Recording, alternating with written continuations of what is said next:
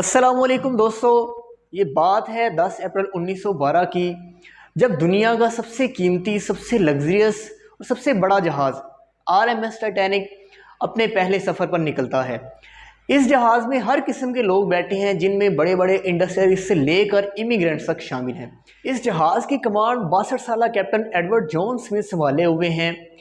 दोस्तों, उस ज़माने में इस जहाज़ को बनाने के लिए 7.5 मिलियन डॉलर खर्च हुए थे, जो कि आज के दौर के मुताबिक तकरीबन 400 मिलियन डॉलर बनते हैं। इस जहाज़ को लेकर पब्लिक और मीडिया में बहुत ज़्यादा एक्साइटमेंट थी, चूँकि ये जहाज़ अनसिंकेबल था और इस जहाज़ में ऐसी फीचर्स का इस्तेमाल किया गया था जो कि 5 स्टार होटल को भी पीछे छोड़ रही थी। एक heated swimming pool, 4 restaurants, 2 barber की दुकानें, एक जिम और एक स्क्वैश कोर्ट। और तो और वाइट स्टार लाइन कंपनी, जिसने इस टाइटैनिक जहाज़ को बनाया था, उसके वाइस प्रेसिडेंट ने पब्लिक में आकर ऐलान किया था कि ये जहाज़ अनसिंकेबल है, यानी ये जहाज़ कभी भी डूब नहीं सकेगा। लेकिन अपने पहले सफ़र पर रवाना होने के 2 दिन बाद ही इस जहाज़ को अपनी पहली आइस वार्निंग मिलने लग जाती है। यानी जिस अटलांटिक ओशन में तैर कर ये जहाज़ अमेरिका की तरफ जा रहा है, उस ओशन में बहुत बड़े बड़े बर्फ़ के पहाड़ मौजूद हैं, जो कि इस जहाज़ के लिए ख़तरनाक साबित हो सकते हैं।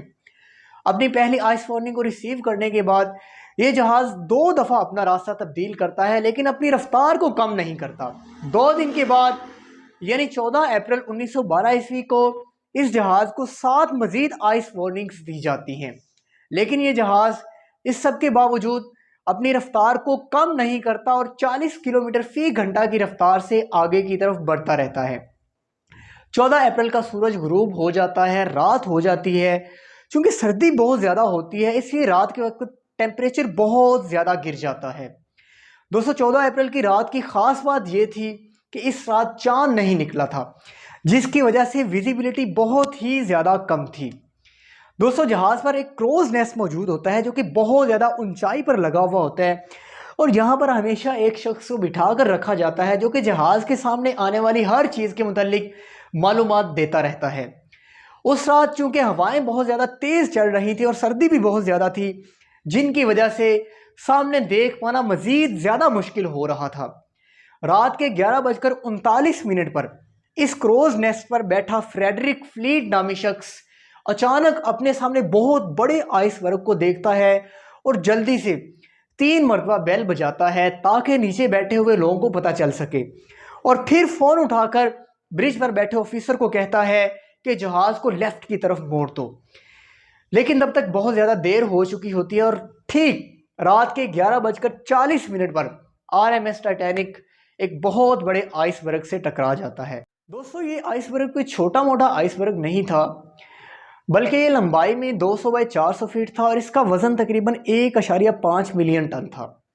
ये जहाज़ चूँकि सामने से आइसबर्ग से टकराया था, इसलिए जहाज़ की बो में छोटे छोटे सुराख भी हो गए थे।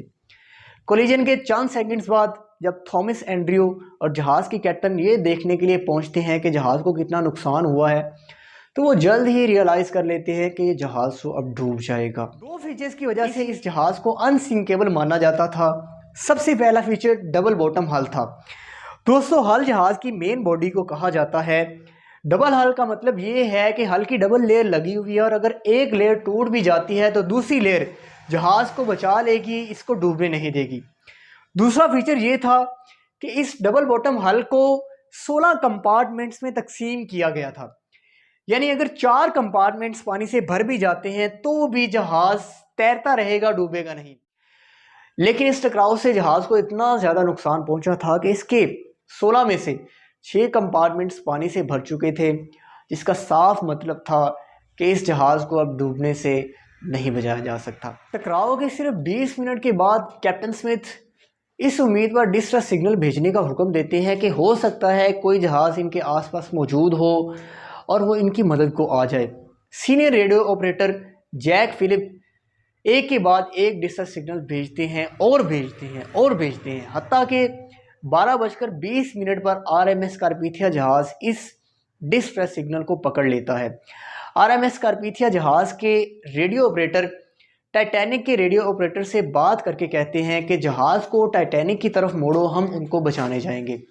इसी दौरान जहाज़ में बैठे पैसेंजर्स और बाकी क्रू मेंबर्स इस उम्मीद पर हवा में रॉकेट्स और फ्लेयर्स जलाते हैं कि हो सकता है कोई जहाज़ इनके आसपास मौजूद हो और वो इनकी मदद को आ जाए। लेकिन अनफॉर्चुनेटली कारपीथिया जहाज़ के अलावा कहीं से भी कोई रिस्पॉन्स नहीं मिलता।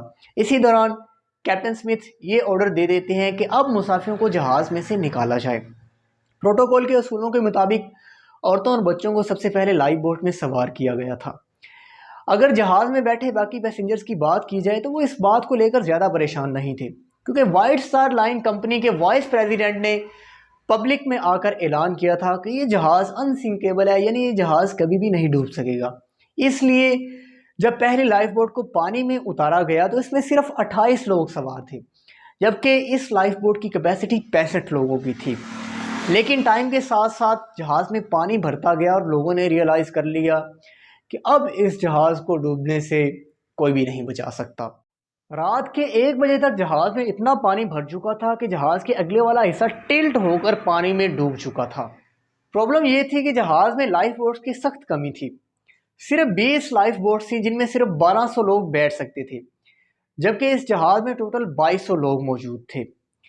रात के 2:05 पर आखिरी लाइफ बोट पानी में उतारी जाती है, लेकिन अभी भी 1500 लोग जहाज़ में मौजूद हैं।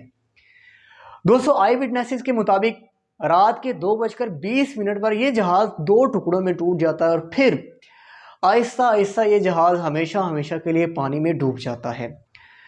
जो 1500 लोग जहाज़ पर मौजूद थे वो या तो डूबकर मारे गए या पानी का टेम्परेचर -2 डिग्री सेंटीग्रेड होने की वजह से हाइपोथर्मिया की वजह से मारे गए। कहा जाता है कि जहाज़ के कैप्टन एडवर्ड स्मिथ एंड तक जहाज़ पर ही रुके रहे और जहाज़ के साथ ही डूब गए। लेकिन कुछ लोगों का कहना है कि उन्होंने अपने आप को गोली मारकर सुसाइड कर ली थी। दोस्तों, इस हादसे के बाद कई ज़्यादा इन्वेस्टिगेशंस करवाई गई और इन इन्वेस्टिगेशन से कई ऐसी अनजान बातें सामने आई जिन्होंने लोगों को हैरान कर दिया।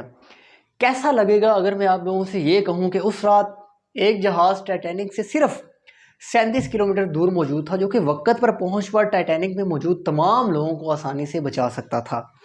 इस जहाज़ का नाम था SS कैलिफोर्नियन और टाइटैनिक को जो आखिरी आइस वार्निंग दी गई थी वो इसी जहाज़ की तरफ से दी गई थी। इन्होंने कहा था कि संभल कर चढ़ना, इस समंदर में बहुत से आइसबर्ग मौजूद हैं।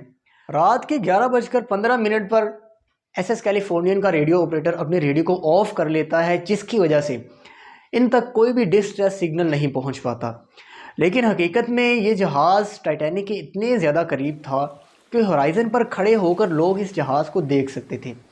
और जब टाइटैनिक के ऑफिसर्स लोगों को लाइफ बोट्स में बिठा रहे थे तो तब एक ऑफिसर ने देखकर ये भी कहा था कि वो देखो दूर से एक जहाज़ आ रहा है, वो जल्द ही हमें बचा लेंगे।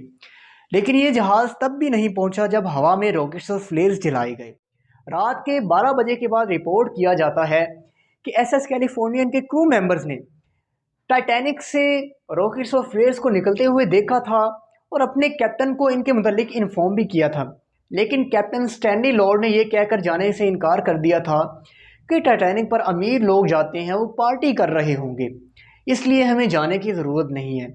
अगर उस दिन स्टैनली लॉर्ड ने इन रॉकेट्स और फ्लेयर्स को सीरियसली लिया हुआ होता तो टाइटैनिक में मौजूद कितने लोगों की जान बच सकती थी। जो इन्वेस्टिगेशंस कराई गई थी वो सारी की सारी इन्वेस्टिगेशंस स्टैनली लॉर्ड पर ब्लेम डाल रही थी। बड़े हादसे के पीछे सिर्फ स्टैनली लॉर्ड को ब्लेम नहीं किया जा सकता, बल्कि कई और लोगों की गलतियां भी थी। जैसा कि मैंने आपको पहले भी बताया था कि इस जहाज़ में लाइफ बोट्स की सख्त कमी थी।